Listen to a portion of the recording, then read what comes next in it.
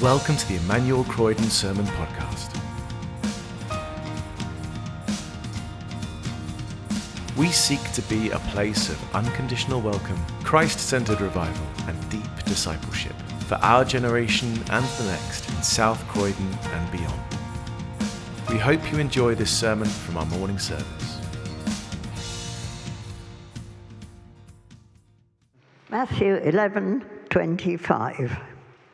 At that time, Jesus said, I praise you, Father, Lord of heaven and earth, because you have hidden these things from the wise and learned and revealed them to little children.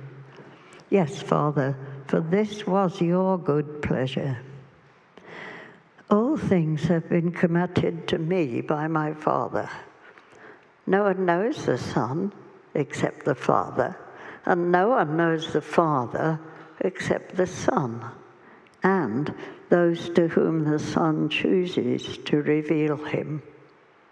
Come to me, all who are weary and burdened, and I will give you rest. Take my yoke upon me and learn from me, for I am gentle and humble in heart, and you will find rest for your souls. For my yoke is easy and my burden is light. Then chapter 12. At that time, Jesus went through the cornfields on the Sabbath. His disciples were hungry and began to pick some ears of corn and eat them. When the Pharisees saw this, they said to him, Look, your disciples are doing what is unlawful on the Sabbath. He answered, Haven't you read what David did when he was his companions were hungry? He entered the house of God, and he and his companions ate the consecrated bread, which was not lawful for them to do, but only for the priests. Or haven't you read in the law that on the Sabbath the priests in the temple desecrate the day, and yet they are innocent? I tell you that one greater than the temple is here. If you had known what these words mean, I desire mercy, not sacrifice, you would not have condemned the innocent, for the Son of Man is Lord of the Sabbath. Going on from that place, he went into the synagogue, and a man with a shriveled hand was there. Looking for a reason to accuse Jesus, they asked him, Is it lawful to heal on the Sabbath? He said to them, If any of you has a sheep and it falls into a pit on the Sabbath, will you not take hold of it and lift it out? How much more valuable is a human being than a sheep? Therefore, it is lawful to do good on the Sabbath. Then he said to the man, Stretch out your hand. So he stretched it out, and it was completely restored, just as sound as the other. But the Pharisees went out and plotted how they might kill Jesus. This is the word of the Lord. Thanks be to God. Thanks, Jan. That is indeed the word of the Lord. So shall we pray that it would speak to us this morning? We just sung of one who is our perfect righteousness. One of whom we can say, my name is graven on his hands, my name is written on his heart. I know that while in heaven he stands, no tongue can bid me thence depart. Pray that you would come and speak to us this morning, those who are striving, those who are restless, those who are looking for rest and satisfaction for our souls in you, that we would find you to be our righteousness and our peace and our freedom. And we pray in Jesus' name. Amen. Well, I wonder when you have been most grateful for a good night's sleep. If you are a young parent like me, maybe you're thinking, what's one of those? I like the sound of them. Well, if that's you like me, maybe you can think back with me to a time gone by. And I remembered this week an occasion when I had a really good night's sleep. And in fact, more than just the night. So I was working, as many of you know, for Marks and Spencer at the time, for a couple of years, and I was at sort of on a secondment at M&S Guildford, coming up to Christmas. And I was given a task, overseeing at the time the menswear department, to basically move a substantial portion of the menswear department down the floor that we were on to make room for the Christmas gift shop. So I had a small team of people, but this is going to be something that had to happen in the middle of the night because you couldn't have everything being moved in the middle of the working day. And so we arrived, I think, about 6 o'clock one evening. And because I was still on my kind of graduate scheme and hadn't been kind of signed off at this point, I was trying everything I could to impress the boss, the store manager. And so, much to her surprise, I was still there at 8 o'clock the next morning when she walked in. We probably finished about an hour before, but I thought, well, if I stick around a bit longer, then I can show her what we've done when it's fresh and live and score extra points for the performance review. Anyway, I got back home and I thought, well, I'll try and treat it like a kind of jet lag moment. And I'll set an alarm, I'll sleep until lunchtime, then I'll get up and I'll try and just to do some jobs around the house or whatever, do whatever to keep awake, and then I'll have a normal kind of undisturbed night's sleep. So I set my alarm, and the next thing I know, it's 8 o'clock that evening. And I wake up and I think, well, that's it, I'm never going to sleep tonight. But I did, and I was delighted. So I feel like I got a good night's sleep in the day and then another night's sleep as well. And it made me have a huge amount of sympathy for those of you who work night shifts. I'm not sure how you do it, but you do, and it's just amazing. We have so much respect for you. When do you remember a good night's sleep, a good sleep? And my question, I guess, to us this morning is that what rest, is that kind of the sum total of rest? If we summed up rest, is that ultimately what it's about? Or is it possible to find rest without a good night's sleep? Is rest ultimately located somewhere else? What is true rest? That's our question for the third of these summer slowdown sermons as we look at this morning's theme, slowing down for Sabbath. Now, in week 1, we looked at Genesis 1 and 2. We heard how God rested on the seventh day, not in the sense of stopping all the work that he does in the world, otherwise everything would fall apart, but in ceasing from his creative work in order to step back and delight in it. And we thought about how a good summer for a Christian can be found in using the time, whether we're at home or away, to delight in God and in his creation. Like God himself did on the seventh day. But what we didn't do, and I said we would return to it, is to look in more detail about what the Sabbath might actually mean for us today. And so we're going to come in a few minutes' time to think about that. But before we do, we're going to look first at this passage that helps us to think about this question of rest. It was Stu, actually, who pointed out to me a couple of months ago when I was thinking about this sermon series, that Matthew 11, the end of Matthew 11, that we often perhaps take in isolation, feeds right into Matthew 12, and the two come together. And what we're going to see is that true rest and true Sabbath only make sense together. And so we're going to think first about true rest from the end of Matthew 11, and then we'll think about true Sabbath. So first, true rest. True rest equals a liberating relationship that changes everything. A liberating relationship that changes everything. That's true rest. Now, just before this section that Jan read of chapter 11 from Matthew's Gospel, Jesus had been denouncing the towns where he performed most of his miracles because instead of seeing the miracles for what they showed about his identity, they had pushed him away. They didn't want to accept his claim on their lives. And that was especially true of people like the Pharisees, the religious leaders, who, whilst being wise and learned, you can see that in verse 25, wise and learned from a human point of view, had nonetheless missed the most important point in what he was offering. And so he comes to say what that is in verse 27. All things have been committed to me by my Father. No one knows the Son except the Father, and no one knows the Father except the Son, and those to whom the Son chooses to reveal him. Come to me, all who are weary and burdened, and I will give you rest. Take my yoke upon you and learn from me, for I am gentle and humble in heart, and you will find rest for your souls. For my yoke is easy, and my burden is light. What we see here is that Jesus is defining true rest as this liberating relationship that changes everything in a person's life.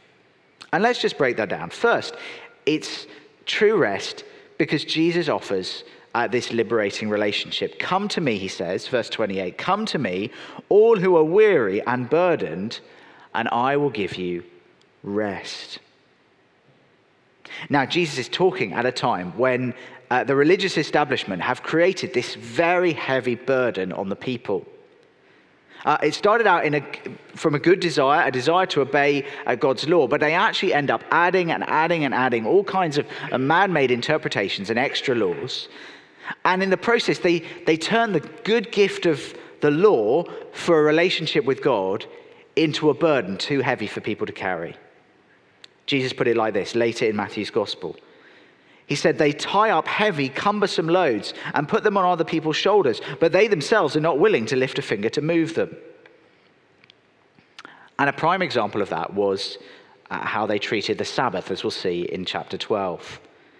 What was meant to be a gift from God to enjoy a relationship with him, they turned into essentially a stick to beat people around the head with all the rules and regulations that they transgressed. And the people of Jesus' day felt that great burden. The Sabbath became not a day of delight in the Lord and in his creation and in those around us, but a day of desperately trying to keep up with all these complicated regulations, even just to remember them, let alone to keep them. And there's this sense of people going around trying to prove themselves to one another. Now, it might be expressed in different ways for us today, but that same kind of desire in our hearts to prove ourselves, I think that's still a big driver for many of us. So maybe you're newer to church, and perhaps you sort of look around, you wonder how you might match up to the people who are sitting around you. Perhaps in some sense you feel out of place. It seems to you that others might have their lives kind of morally all together, but you don't. Now, if that's you, there is a real danger that you will leave here this morning feeling like your only solution is to go and try harder this week. Yeah, you've seen some people who you think have got it more together than you and think, well, all I've got, I just got to grit my teeth and try harder morally to be a better person this week. And the issue, if you go that way, is that it will just leave an ever-deepening sense of burden for you. It will be exhausting. And instead here, Jesus is giving you this beautiful invitation. He says, come to me, all who are weary and burdened, and I will give you rest.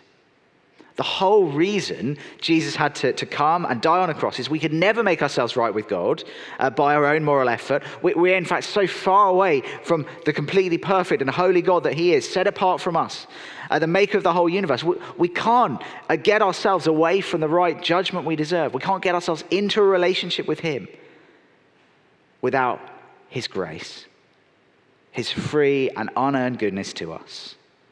As Jesus himself says here, verse 27, no one knows the Father except the Son. No one knows the Son except the Father, rather. No one knows the Father except the Son, and those to whom the Son chooses to reveal him. We need Jesus to bring us into a relationship with God, not our own moral effort. And Jesus is talking here about much more than knowing him in an intellectual sense. Knowing here means a relationship. The most intimate, the deepest relationship you could imagine And that is what he's inviting you to this morning. The way out of the exhaustion of trying to prove yourself is through his invitation into relationship. Relationship with him and the Father that liberates us from that sense of endless effort and moral improvement.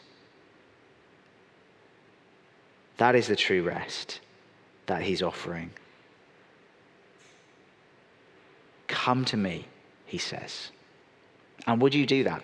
Perhaps even today, if you feel you're just trying to make it by your own moral effort and you feel you're not matching up to those around you, he says to you, quit with that. Come to me.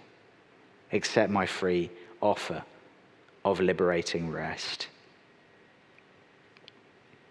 Now that invitation is, I think, also one that we keep on needing through the whole of our Christian lives. And I was thinking about that this week because I recognize my heart and my mind, they sort of again and again, they slide back into living as if I need to prove myself. I think it's because this is how our culture screams at us, prove yourself. It's about you doing what you can. So although I know I'm saved by grace, I often live the Christian life as if it's by works. And maybe coming into the summer, it doesn't really feel to you like you're slowing down at all at an emotional level. Instead, it feels like you're basically on this kind of endless treadmill. You're running and you're trying your hardest to measure up, to perform, but basically either to your own standards or the standards around them, but it feels like there's no pause button, or you can't ever quite reach the pause button. And Jesus is saying to you and to me this morning, quit trying to measure up to those unrealistic expectations. What others think, what you yourself think. He's saying, I freed you from that kind of burden when I saved you. And so rest in my liberating grace. Come to me, he says, all who are weary and burdened, and I will give you rest. Now, there's two halves to the point I've given in this first point. Because it's only when we start with this grace, this true rest, it's only when we start there that we understand the right way to listen to obey the Lord's commands. That's because it's a liberating relationship, but it's a liberating relationship that's meant to change everything. So did you notice? Take my yoke upon you, learn from me. I'm gentle and humble in heart. You will find rest for your souls. For my yoke is easy and my burden is light. The yoke is a wooden collar that would run across the shoulders of a pair of oxen so that together they would be able to pull a large load. And Jesus is saying that when he liberates us by his grace, it's not that he removes all commandments from us. If anything, the Sermon on the Mount earlier in Matthew, he intensifies them. His demands go even further than the law, the Old Testament. He's saying every part of our lives is supposed to change when we come to him, when we enter a relationship, when we get, as it were, yoked up with him.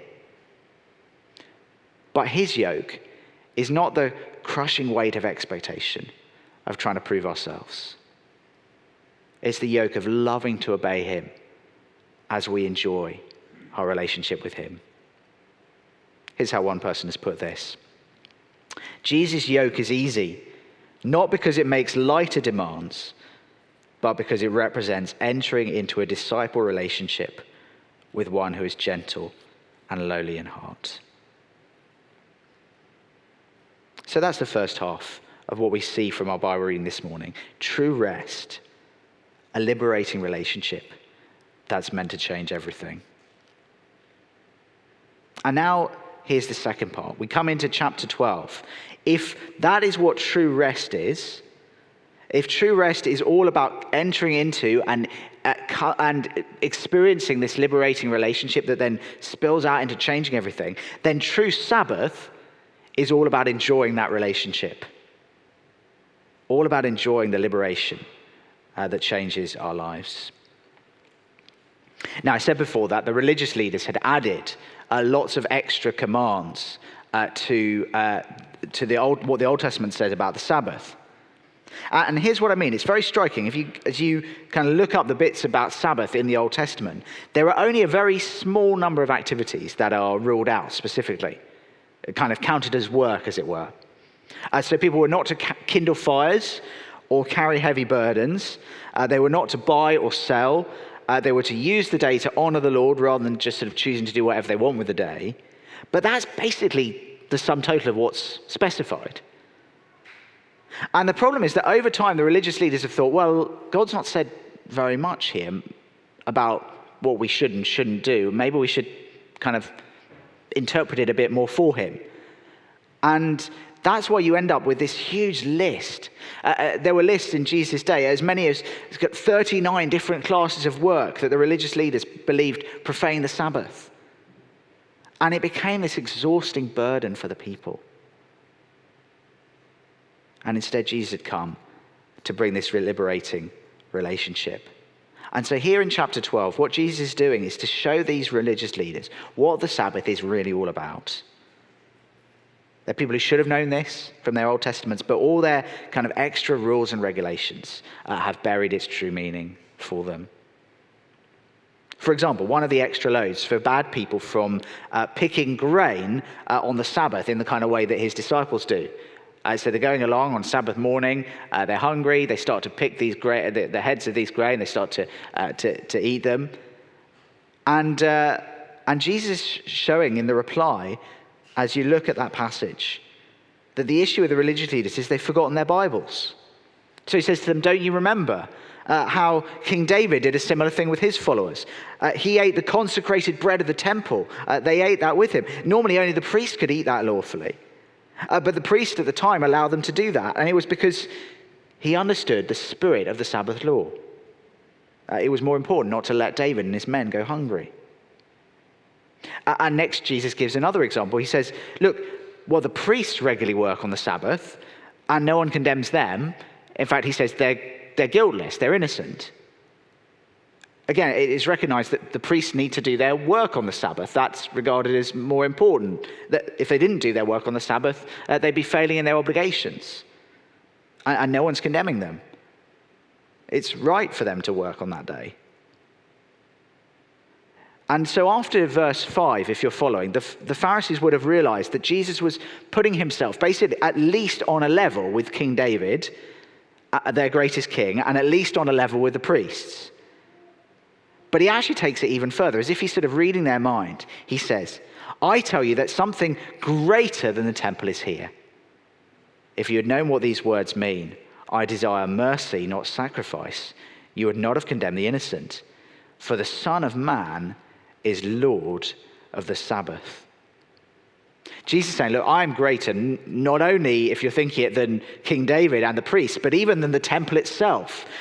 I hold a higher place as the divine Son of God than all of those. And so I tell you, the Son of Man is Lord of the Sabbath.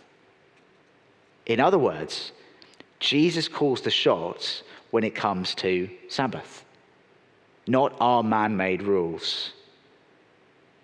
And this is the place where I think it translates to our contemporary context. Some of you will have grown up with quite specific expectations around you of what was or wasn't permissible on the Sabbath. Perhaps that's not the case quite so much anymore, but some of you who've grown up in church sort of wonder if others are treating the Sabbath lightly. And perhaps others think, oh, don't put your regulations, your sense of burden on me. And it's difficult. We've got to work out, how do we navigate that? What does a good Sabbath look like? Well, let's look at what Jesus says. There are two features. We can't look at all the details in this passage, but two features stand out from what he says. First, Jesus says, we'll use the Sabbath well when we look for how we can bless others. So chapter 12, verse 7. If you had known what these words mean, I desire mercy, not sacrifice, you would not have condemned the innocent. And then later he says, so it's lawful to do good on the Sabbath. In other words, Sabbath has never been about just putting your feet up and doing nothing at all. It's about being a blessing. And I wonder what that might be for you. Maybe it's being on that day in the week when you can give over more time. Maybe it's about being more present with your kids or your spouse or your friends. Maybe it's about investing more intentionally in your relationship with Jesus, enjoying that liberating relationship. And maybe in the process, you want to be re-energized, to go into the following week to love others more. It might be something different for you, but where could you use the Sabbath to be a blessing for others? And second, we use the Sabbath well when we enjoy the rest God intended for us. So Mark's version of this same story has some really striking additional words of Jesus. Let me just read Mark 2, verses 27 and 28. Then he said to them, "The Sabbath was made for man, not man for the Sabbath. So the Son of Man is Lord even of the Sabbath." The Sabbath was made for man. Now, this is, I think, where I'm really challenged, and I think many of us will be, because our culture is always pushing us to do more, to achieve more, to pack more into each day. And the danger in the process is that basically every day becomes the same. All 7 days, even our non-work days, whatever your work is, whether paid work, work at home, whatever your work is, basically all of our 7 days become the same. They're just filled with striving, with activity. But the very reason that God created Sabbath was as a gift for us. A gift, as it were, once every week where we say to ourselves and to God, "God, I realize that you are the creator, but I'm a creature. That you're a God of no limits." I heard some of that, the kind of God that he is from Satellites. You were hearing that. But I am limited. I'm finite. I am needy. I am dependent. So please refresh me today. Please strengthen me today. Help me to enjoy my relationship with you today. Help me to be present and attentive to you and to those around me today. Stu, I mentioned already, again, he alerted me to an author who captured this kind of sense of Sabbath as a gift in a lovely way. And in the process, helps us to think about, what does it look like for us to keep Sabbath today? So here's what he wrote. "There are all sorts of debates and controversy about whether we still have to keep the Sabbath as followers of Jesus. And this author would say he thinks we do, because it's one of the 10 Commandments. We'll be thinking about the 10 Commandments next term. But then he goes on, "But honestly, I wouldn't really care if I don't have to keep the Sabbath anymore. I want to keep the Sabbath. Even if the Sabbath were no longer a binding command, it's still in the grain of the universe. It's a gift, and one that I want to open and enjoy." Now, it seems to me that's a far better way of thinking about the question of Sabbath than by having a list of what we can or can't do, or trying to live out the expectation of someone else for that. Because wouldn't that be in danger of falling into the trap of the Pharisees all over again?